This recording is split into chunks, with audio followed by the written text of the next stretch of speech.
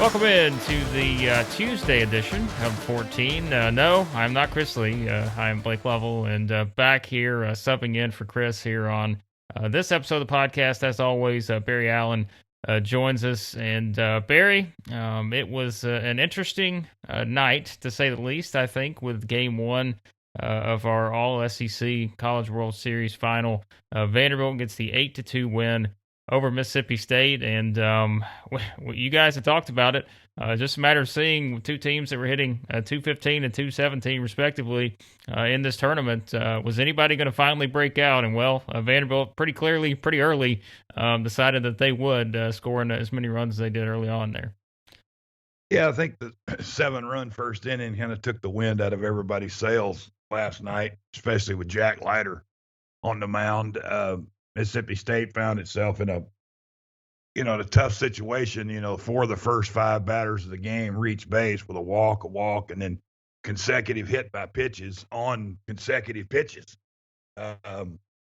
Brings home the first run and ties the game after, State had gotten a run in the top of the first on a 2-out home run by Cameron James. And so now they tie the game, and then they get a base hit through the hole between short and third, and then a double down the line. And that's the end of the night for McLeod, who continued his just disastrous postseason for them, and couldn't get out of the first inning in this game. The first pitcher in College World Series history not to get out of the first inning in a finals game. And then they go to the bullpen, and it doesn't get any better. Jason Gonzalez hits a 3-run homer, and the next thing you know, it's 7-1. But a good thing for Mississippi State is it did settle down after that. Their bullpen did retire 13 in a row at one point and kind of settle things down. But, the 7-run first inning with Jack Leiter on the mound is too much of a hill to climb for anybody, and especially teams that have struggled to hit in Omaha like Vanderbilt and Mississippi State have. Well, and I was going to say, even though Vanderbilt really didn't do a whole lot with the bats from that point on, I mean, it didn't really matter. But I think just for a team like that, with everything, like I said, we talked about over these past, week and a half, 2 weeks or so, that had to be such a confidence boost for a team like that, just to have an inning the way that they did. Because again, this is something where, yes, we know the pitching with Leiter and Rocker and what they've been able to do, but it's one of those things where we were just wondering, as confident as you were in those two pitchers and just the pitching staff in general, they were going to have to hit. And I think just to have an inning like that, even though, again, they didn't do a whole lot the rest of the way, they didn't have to, but that had to be a huge boost for them going into this game too, because we had just not seen sort of that breakout type of offensive performance like we did just in that one inning. No, not from either team. Mississippi State had a 6-run inning against Virginia that won them their game and got them to the finals of their bracket. But you just haven't seen a lot of offense from the SEC teams like that. Vanderbilt struggled, and still only scored in 2 of the 8 innings last night. But 7 in the first is plenty. I mean, it's say, well, I noticed on the post-game show on ESPN SEC Network, they talk about, well, they still only, after the first inning, only had 3 hits. Well, Mississippi State only had 5 hits too. I mean, both teams. I mean, we combined for 10 hits in the game, and I think 4 of the 10 hits came in the 7th inning or later. I think Mississippi State got a couple of hits off Maldonado, and Vandy had 2 hits in the 7th inning that scored the add-on run to make it 8-2. So, I mean, through 6 innings, we've combined for like 6 hits in the game, and there's just not a lot of offense. And even, I think that's the one thing that Mississippi State can take away from the game last night is their bullpen didn't really get taxed. I mean, I don't know that they threw high leverage guys that, they would want to throw in games. Obviously, they don't bring in Preston Johnson. They don't bring in Landon Sims, but Cade Smith went 2 scoreless. Brandon Smith went 2 scoreless. Casey Hunt gave up a run in 2 innings, and Jackson Fristow, who started, gave them a scoreless inning. And the last 3 guys, all have ERAs over 4 for the season. And so I think that had to be a good sign for Mississippi State that, well, we lost. It was 8-2. We lost. We were still in the game a little bit, but, we still got some arms left, for the next night. But, I think for Vanderbilt, that felt really, pretty good that, while they only had 5 hits, they did have a double and they did have a homer. And like you say, you have to make your hits count. They did take advantage of 5 walks and 2 hit batters, and in the game, and most of those came around to score. 4 of them in the first inning. I think of the 7 guys that reached on walks and hit batters, 5 of them scored, and that's a big difference in the game too. And you make the most of your hits. And uh, you just look at Jason Gonzalez. He's 1 for 3, but the one was a 3-run homer. I mean, Yeah. so that's all he needed. I mean, you say, well, and then Carter Young's only hit drove in a run, and C.J. Rodriguez only had 1 hit, but it was a 2-run single. So I mean, it's making your hits count. You say, well, they only had 5 hits. Yeah, but those 5 hits drove in 1, 2, 3, 4, 7 of the 8 runs. So I mean, that's a big thing for them, and so their hits were all keys. Actually, all their hits drove in, except for Nolan. He had a hit by pitch with the bases loaded, but the 5 hits drove in 7 runs, and that's how they made the most of their opportunities last night. And I thought it was a big win for them to get that first one and kind of take charge of the series. But I still think it's far from over. Yeah, we'll get into that. Sure, I wanted to bring up real quick because I know you've mentioned this. I mean, and look, there was a lot to that first inning because again, that there were a lot of different plays and such that amounted to the score that it did. But I always think back to like the discussion you guys have had too about Enrique Bradfield. Like it's just, he leads off the inning with the walk, and it's just like it changes everything. Like just to have him on the base pass, like, and we know what he can do. And, we've had the discussions about why is he, not tried to maybe steal as much and all that. But like, I think it changes the dynamic so much when you can just have that situation where you're starting a game like this, you're already down 1-0, but then you have this guy just get on. And it's just, again, I'm not saying anything anyone doesn't already know, but it changes how you can approach from a hitting perspective, just knowing that you have that guy on base and the challenges that brings for the defense. And to accentuate your point on that, he walks and he doesn't steal second, but they start him Yeah. on the ground out for Carter Young and stay out of the double play. Now he's at second. They walk Dominic Keegan, so they got first and second, and then they run him. Right. And he steals third, and Vanderbilt doesn't even try to throw him out at third base. I mean, he got such a great jump, or excuse me, Mississippi State. What Mississippi State was going to try to do in that situation was backpick and try to get Dominic Keegan going to second base. Well, they only stole Enrique Bradfield. Keegan did not run.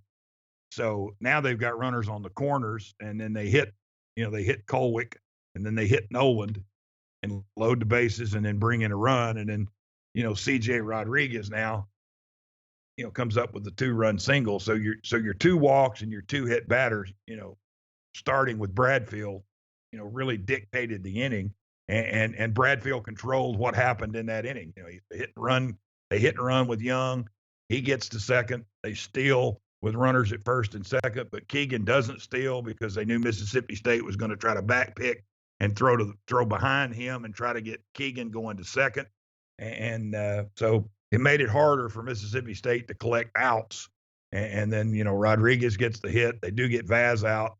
Thomas comes up with a big hit, and Gonzalez hits the 3-run homer and off Chase Patrick after they made the pitching change. But yeah, he set with a walk and a stolen base and a run scored. He set the tone in that inning at the top of the order, and that's why he's so valuable, to them. And that, to me, why he hasn't, that was his first stolen base attempt of the World Series, and they picked a good time to do it, and it worked, and it set up a big inning for him. Yep, he's a game changer for sure. And I guess now as we look ahead here to game 2, I mean, I know it all starts with the pitching, and I think as of right now, our expectations are that it'll either be Little or Riley for Vanderbilt, and then perhaps Harding for Mississippi State. I guess that's where it starts, Barry, when we look at game 2.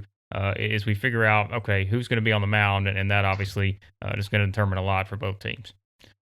Yeah, I think this is a bullpen night for both teams, and both teams were able to, preserve most of their arms, last night. You look at, Vanderbilt. Little has a start in the World Series.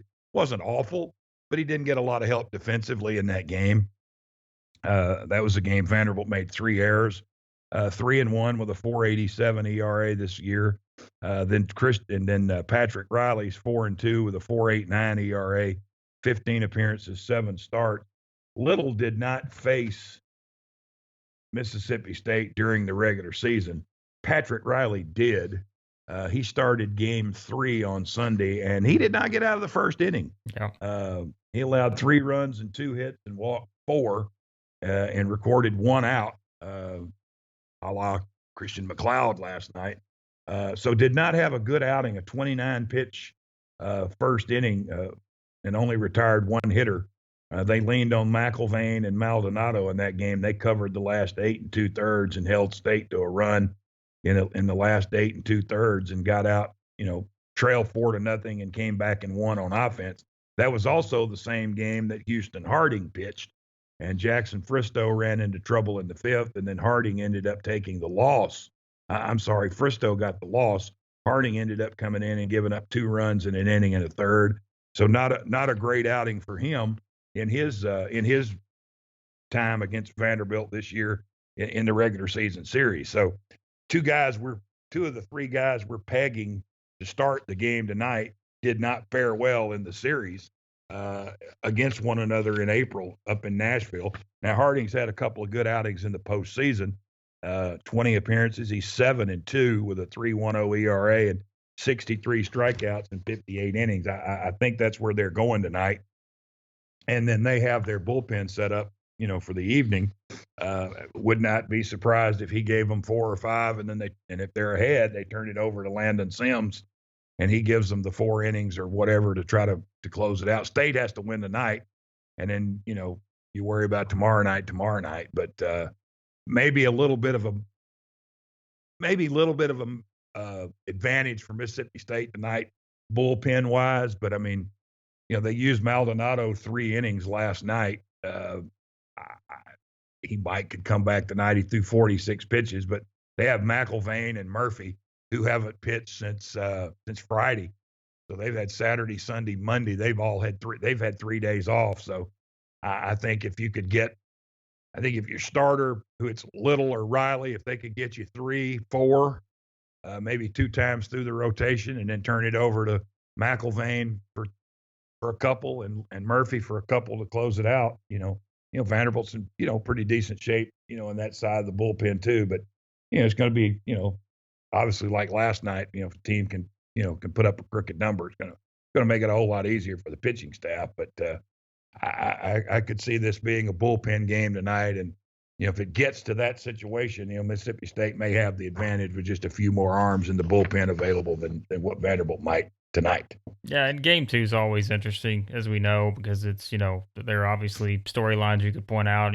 Will Vanderbilt hit as well, or will they, again, can they have an inning like they had in the first inning in game 1? But like you said, too, it's always how quickly, if you're Mississippi State, let's say, you get out 1-0 or 2-0 early, and like that's where, you start to look ahead. Like, okay, well, this is must win. We're not looking ahead to Wednesday. So I feel like those are the storylines you always look at when you're going into a game 2 like this, because it is so different, especially, if you're the team like Mississippi State that simply has to win or that's it. And too, Mississippi State will be the home team tonight. Vanderbilt will be the visiting team, and then Vanderbilt will be home if there's a game 3 tomorrow night. So, Mississippi State has gotten off to a quick start in all 4 games they've played against Vanderbilt this year. In fact, they have scored a run in the first inning in every game. They scored, but they've given up. They gave up 7 in the first last night. Vanderbilt has 8 first inning runs in the 4 games, and Mississippi State has 6. So the first inning has been a pivotal inning for both teams during this series. 7 coming for Vanderbilt last night. So if you're Mississippi State, you really need Harding, if that's who they choose to pitch, to go out and get that first inning under the belt, because they've struggled with that. They struggled with that last night, and they've struggled with that a little bit against Vanderbilt during their season, holding them off the board. I think Vanderbilt has confidence now that they can score. I don't think they didn't have it going into last night. They just hadn't done it. but I think they have confidence now that they can do this. And I don't think Mississippi State's one of these teams that lost last night and they go back to the hotel and they go, "Oh my God, we got to win tomorrow night or our Yeah. season's over." I don't think they play like that. I think I, this will come out wrong, saying that they don't care, but I don't. I think that's what their attitude is. They don't really care if they're 1-0 or 0-1. I don't think they really. I mean, they want to win, but it's They're you very know laid back, I think. right. Is And like and Tanner and Allen, like to me, like if you like listen to Tanner Allen, you watch him play, like he's someone is like that calm, cool, collected type guy. And he's the leader on that team. So I feel like that kind of goes along with it. And I think Chris Lemonis is probably very similar in that regard. I agree. And you Tanner Allen's a great example. He could be a guy that in the coming up in the eighth inning is 0 for 3 with 3 strikeouts. He doesn't care because Right. those are behind me. I can't do anything about those now. This is where I win the game because there's 2 on and 1 out, and it's 3-3. And if I hit a jack, we're up by 3, and if I hit a single, we're up by 2. And those 3 strikeouts that I had in the previous 3 at bats, they don't mean anything right now. And that's what I mean by that. That what's done is done, and it's over, and there's nothing you can do about it, and you can't. And they don't you know, they flipped the page last night when they left, and hey, we lost 8-2. Now we got to go win 2 more games, and they've won 2 games in a row before, and it's, and then Vanderbilt same way last night. They went 8-2. Well, okay, we won 8-2, but we got to win tomorrow night. We got to win Wednesday night. So that they flipped the switch a little bit too, and I think Chris and I talked about this a little bit yesterday, but I think all this stuff with North Carolina State, I I think it kind of ticked Vanderbilt off a little bit. I Yeah. think it's the world against Vanderbilt, and everybody's blaming Vanderbilt for this. Vanderbilt didn't have anything to do with this. It's not Vanderbilt's fault. I think it's kind of galvanized their team. They're like, okay, if it's the world against us, that's fine. We're good. We're good with that. And I think that motivated them a little bit last night, and I think it may motivate them again tonight and tomorrow night. And what all happened. You know, bad. I feel bad for NC State, but it's not Vanderbilt's fault. Vanderbilt had nothing to do with it. Now, Vanderbilt shouldn't be. They're not the villain. They shouldn't be blamed for this. Not their fault. I mean, it's just it happened, and I think it's kind of galvanized their team and like, yeah, okay, Yeah. it's Vanderbilt against the world. We're used to that. That's cool. And I think all they really are concerned and focused about is the 35 people in their travel party and the 27 players on the team, and just go out and do our job. And last night they did it, and they did it really well. Yep, they did. And I guess before we wrap up, we it's interesting because all we've talked about really with Vanderbilt over the past, however long now is really just the pitching and how good, Leiter and Rocker have been. And then we turned our focus to the hitting because it was such a big first inning for them. But I mean, they were talking about it, and this is obviously likely going to be the last time we watch Jack Leiter pitch in a Vanderbilt uniform last night, and they were talking about it on the broadcast, just about how maybe you look at this guy and what he's been able to do and just what he has from a skill set standpoint. And obviously we know with his dad and such and being able to learn from someone like that. But I guess for you, someone who has seen obviously a lot of guys come through this league, and Vanderbilt certainly has had its fair share of them. When you look at pitchers who have really succeeded at the next level, and certainly we'll talk more about this, I'm sure, as we get closer, once the draft rolls around and everything. But I guess just overall thoughts on Jack Leiter, and obviously we saw him. We expected him to have a dominant sort of performance last night for the most part. He did that. Then it's just man, what an unbelievable talent he is when you just watch what he can do. Well, he is. I mean, he's very special. He's a once in a lifetime kind of guy, and Tim Corbin's had about 30 of those now, including Yeah. 2 on this team. I mean, he and Rocker both. I mean, you're looking at 2 guys that, come this time next week are, probably going to have $20 million between them Yeah. in draft money. I mean, he's just a talented kid, and I can see that. I can see that fastball, and I can see that changeup and that curveball.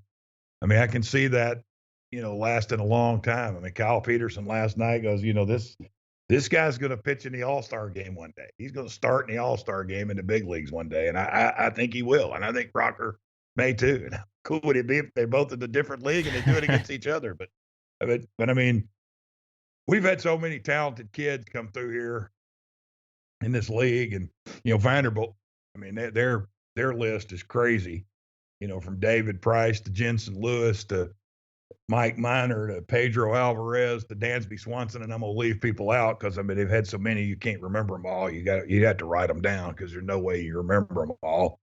And to have two guys like this on one team, Rocker and Leiter, I mean it's just phenomenal to have. And they're going to finish 1-2 in the nation in strikeouts, and it just but a really solid outing for Jack last night. His other outing in the World Series was great too. I mean, you give up one run and strike out 15, your offense got to find a way to win that game for you. And it's a shame he didn't have two wins in the World Series because he pitched well enough to win both games. But be a kid of a major leaguer, pitched 19 years and pitched in the World Series and All-Star games, and then to be able to go to Vanderbilt, where you pitch for Tim Corbin and Scott Brown and the pitching lab that they have there. I mean, he's got so many advantages over other kids that don't have that, and it's just amazing. I mean, a lot of kids don't have a dad who pitched 19 years in the big leagues, and I think I'm still right on this. I think he pitched for the Mets in '99 in the one game playoff that beat my Reds, and that's the only issue I have against Al Leiter. I didn't care for him much that night at all.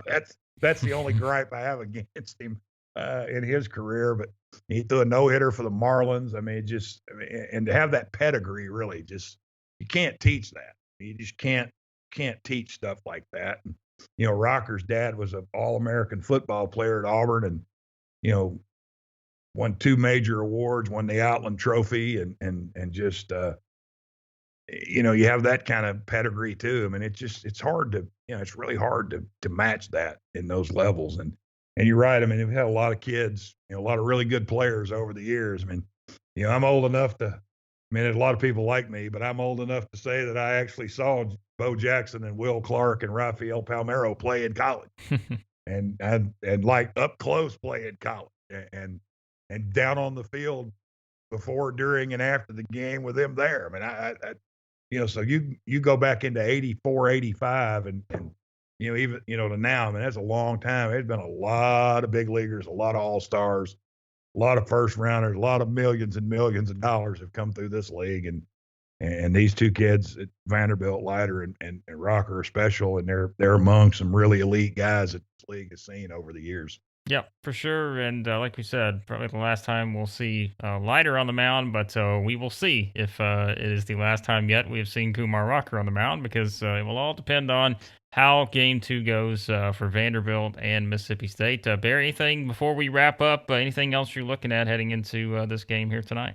Yeah, I thought last night, we didn't touch on this, but I thought last night Vanderbilt defensively played really well. Yeah. Isaiah Thomas made a really nice diving catch in foul territory. They turned a double play. They made all the routine plays last night, which is something that they have not done in the World Series. They came in leading the field with 7 errors, and what now? Mississippi State's played 5 games in Omaha. They've still not made an error. I mean, that's incredible. They've still not made an error. And one thing that, with Mississippi State, they don't strike out a ton, but they did strike out double digits, last night in that game. And I think they struck out double digits in every game against Vanderbilt this year. Nope, not the Sunday game. They only struck out 9. But 3 of the 4 games they've played against Vanderbilt, they've struck out 10 or more times. And one thing that's been an issue for them is, Vanderbilt turned a double play last night. Mississippi State's hit into 6 double plays in 5 World Series games, and they've had, and obviously double plays come at key time, but it really seemed like they came at key times. They had 3 against Texas Saturday night, but still managed to win the game. So, Vanderbilt's defense has gotten better in Omaha, and their offense has gotten better in Omaha. That was their best. I thought last night their best offensive game, and I thought that was their best defensive game. And if they can reproduce that again tonight or tomorrow night, they may be hoisting their 3rd trophy since 2014. And, Mississippi State, they got to find a way to win tonight. They're a resilient team. I would expect them to fight to the end. And they're playing for that first national championship in baseball at Mississippi State. And playing for that first national championship in any sport at Mississippi State. They're the only SEC team or the only SEC school without a team national title. And I know that's something that they would like to check off the list real soon. Yep, they will. And just quickly, as always, we have to give our weather report here on the podcast. And it looks like there's a little patch of potentially heavy rain moving in Omaha from around, I want to say 3 to 5 or so. But it looks pretty clear after that. So maybe we won't have another delay on our hands there. So let's hope It, that. yeah, that would be good. My forecast in Omaha today would be heavy whiskey-based ribeye from the Drover, followed by a peanut butter milkshake from the Zesto. That would be my weather report today. Well, Uh, probably similar to others there. I So would think that there would be a lot of people doing that throughout the course of the week. That's the spot in Omaha is the Drover. That's where everybody goes. That and Casio's. They're iconic institutions in Omaha. And a quick story on the Drover. 2019, before our pandemic, Christmas Eve, it burned to the ground, and we lost the Drover. And I mean, I was sad. I saw it on Twitter, and I was sad. And it messed up my Christmas Eve a little bit because that's a place we all go, but they got it built back up. It wasn't going to be ready for Omaha last year, but then we didn't have Omaha last year. It opened Labor Day weekend this past fall, and it's thriving. And it's been a long time since I've been to Omaha, but I've checked in with some people, and I go, "How's the Drover?" And they go, "Bigger and better than ever." So I'm happy for them that they're back. It's an Omaha institution, and certainly a bucket list place to go if you go to the College World Series. In fact, my wife has a friend out there, and their family's on their summer vacation, and they made it to where they went through Omaha and was hoping that Mississippi State would be there, and they arrived Sunday night, had their pictures made yesterday in front of the stadium, and he texted her yesterday and said, "Would you ask Barry where we should go eat?" She goes, "Oh, I can assure you he'd be able to tell you where to go eat." So I gave him the Drover, Casio's, and Garot's and Zestos, and I said, if you'll hit those four places, you will absolutely have hit Omaha heaven. So, well, there you go. If you're in full fun. Omaha listening to this, you know where to go. So You know where to go. Warren yeah, Buffett, big Garot's guy. He likes their desserts. That's a big place for him. It's Gorats. It looks like Go Rats, but it's pronounced Garot's, and it's really good. well, we know one fan base of an SEC team will be celebrating perhaps there here in the next couple of days, and perhaps as quickly as tonight that we do have game two. Vanderbilt 1 win away, Mississippi State having to get back on track here and win a couple to win their first ever national championship in any sport. So we will see what happens. As always, we'll have it all covered over at southeastern14.com. You can check out all of our previews and Barry's recaps and everything we have up over there. And Chris will be back tomorrow here on the podcast. But for now, be sure to subscribe. Any podcast app you use, just search for the 14. You can find us there. But thanks as always for listening to this episode of the podcast. Thanks as always to Barry for joining us here. And we will talk to you next time here on the Wednesday edition of the 14.